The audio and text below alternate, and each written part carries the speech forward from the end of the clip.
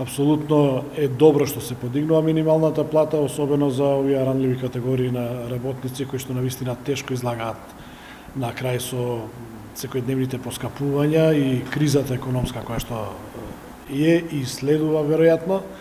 Меѓутоа тоа ништо не би значило доколку и другите или останатите плати скалесто или вертикално или спирално, како сакаме да ги наречеме, не се покачат. По таа причина ние јавно интервениравме на самиот економско-социјален совет и побаравме да оди тоа во пакет, значи како одлука, освен утврдување на минималната плата, треба да побаравме да се договори и динамиката на усогласување на минималната плата со постоечките колективни договори кои што ги имаме. Еден хигиеничар, еден професор, еден референт, кога ќе се случи тоа порамнување, всушност ќе се сведат на исто рамниште сите, ќе има уравноловка, може слободно да споменам.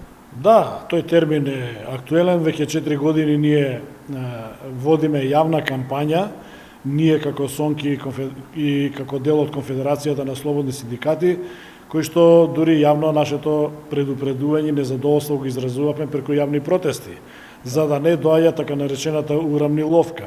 Меѓутоа, досега и некако на некој начин, бар во нашите дејности, тоа се нивелираше, со оглед на тоа што и се покачува и платите на останатите вработени, можеби не во истиот момент, меѓутоа за одреден временски период се амортизираше таа урамниловка.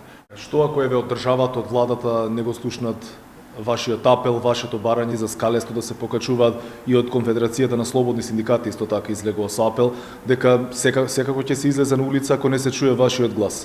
Па ова е навистина многу актуелно прашање. Членството можеме да кажеме дека врие во сите наши синдикални организации од детска градинка, основно и средно образование.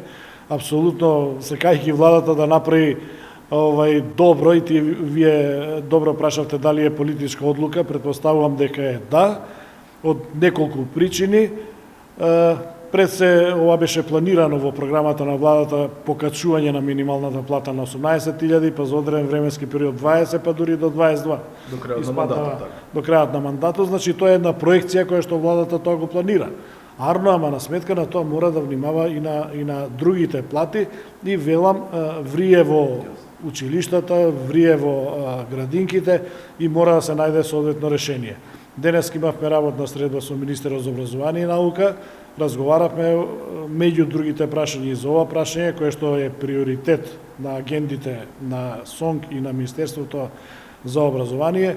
Се договоривме дека во наредниот период ќе оствариме средба во владата со владини ресори, Министерство за финансии и така натака, каде што најдосна до 15 март треба да изнајдеме решение за зголемување на платите и на другите работни места во нашите дејности.